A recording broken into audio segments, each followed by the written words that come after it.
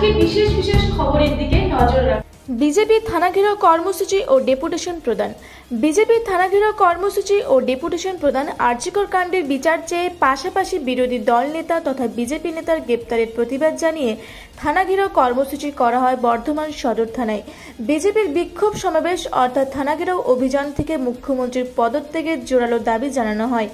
Bardhaman BJP জেলা সভাপতি অভিজিৎ দা বলেন, আরজিকর কাণ্ডের সাথে নান্দুরের দোষীদের অবিলম্বে গ্রেপ্তার করে কঠোর শাস্তির ব্যবস্থা করতে হবে।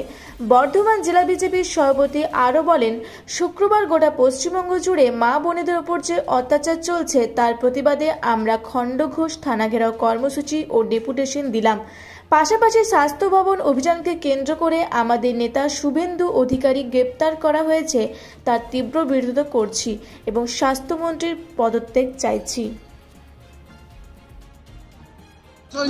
আপনারা জানেন বিগত দিনে আরজিকরের যে ঘটনা, তারপরে বর্ধমানে যে নান্দুরে একটি আদিবাসী ছাত্রীকে খুন করা হলো, এইভাবে যে পরপর খুন চলছে এবং সারা রাজ্য জুড়ে অনেকটা খবর আমরা পাচ্ছি, অনেক কিছু পাচ্ছি না।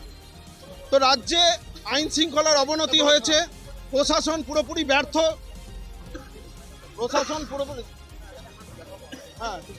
প্রশাসন পুরোপুরি ব্যর্থ।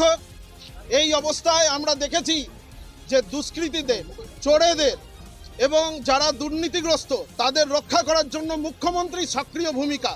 আমাদের একটাই দাবি যে এই দুর্নীতিগ্রস্ত সরকারের মুখ্যমন্ত্রীর, তিনিই স্বাস্থ্যমন্ত্রী, তিনিই পুলিশ মন্ত্রী, আর তার অধীনে থাকাকালীন আজকে আরজিকরের একটা মেধাবী ছাত্রী এইভাবে মারা গেল, যার জন্য গোটা পশ্চিমবাংলার সকলে, সমস্ত মানুষ দলমত ধর্ম নির্বিশেষে আজকে দাবিতে নেমেছে, যে বিচারের দাবিতে। আমরা বলছি যে মুখ্যমন্ত্রীর আর এক মুহূর্তে ওখানে থাকার ক্ষমতা নাই, মুখ্যমন্ত্রীকে এক মুহূর্তে ওখানে থাকার অধিকার নাই, মুখ্যমন্ত্রীকে পদত্যাগ করতে হবে।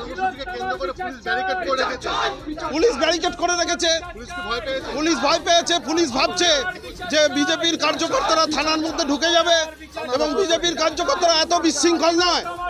পুলিশ আগে থেকে ব্যারিকেড করে রেখেছে যে না ঢুকতে পারি, কিন্তু আমরা আমাদের শান্তিপূর্ণ যে আন্দোলন, সেই আন্দোলনকে পুলিশ অশান্তি তৈরি করার চেষ্টা করছে। ব্যারিকেড আমরা ভাঙার চেষ্টা করেছি, পুলিশ আমাদের বলেছে পাশ দিয়ে আসতে। না ঠিক আছে, আরো অন্যান্য থানায় হচ্ছে, সব থানায় হচ্ছে।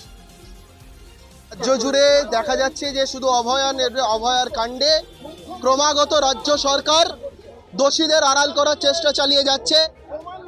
আমরা ভারতীয় জনতা পার্টি থেকে দোষীদের শাস্তি জানাচ্ছি, সকল দোষীদের শাস্তি জানাচ্ছি, কিন্তু দেখা যাচ্ছে রাজ্যের সরকার, প্রধান মাননীয় মুখ্যমন্ত্রীর সদ ইচ্ছার সম্পূর্ণ অভাব। তাই এখন সারা বাংলা তথা ভারতীয় জনতা পার্টির একটাই দাবি, একটাই আওয়াজ, মমতা বন্দ্যোপাধ্যায়ের পদত্যাগ।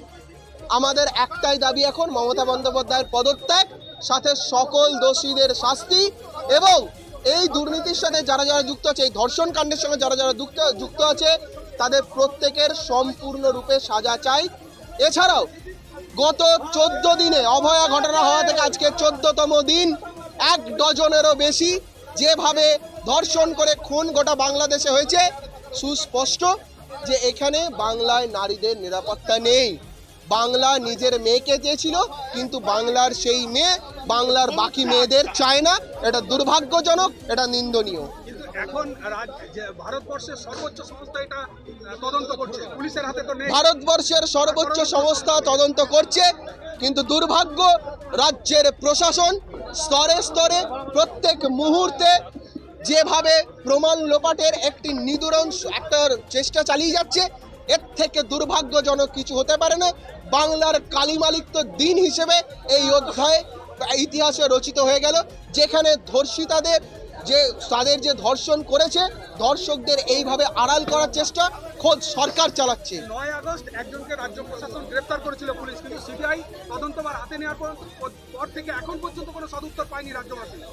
সদুত্তর দেখা যাচ্ছে সঞ্জয় নামক যার কথা বলছেন, সঞ্জয়কে ধনঞ্জয় বানিয়ে, চুনোপুটি বানিয়ে বাকি বড় বড় লিডারদের আড়াল করার চেষ্টা করছে। এই চেষ্টাটা ব্যর্থ করে দিয়ে সিবিআই এবং আমাদের উচ্চতর তদন্তকারী যারা সংস্থা আছে তাদের কাছে অনুরোধ, যত তাড়াতাড়ি সম্ভব দোষীদের সম্পূর্ণরূপে অ্যারেস্ট করতে হবে এবং যে মূল ব্যাপারটার খোলাসা করতে হবে। হাইকোর্ট তো সিবিআইর হাতে দিয়েছিল যাতে এর তদন্ত হয় সঠিক। আপনারা কি সিবিআইয়ের বিরুদ্ধে কথা বলবেন এরপরে যদি না গ্রেফতার হয়? যতক্ষণ গ্রেপ্তার হবে আশাই রাখছি। পূর্ব বর্ধমান থেকে দেবাশিস ঘোষের রিপোর্ট, রূপসী বাংলা মিডিয়া।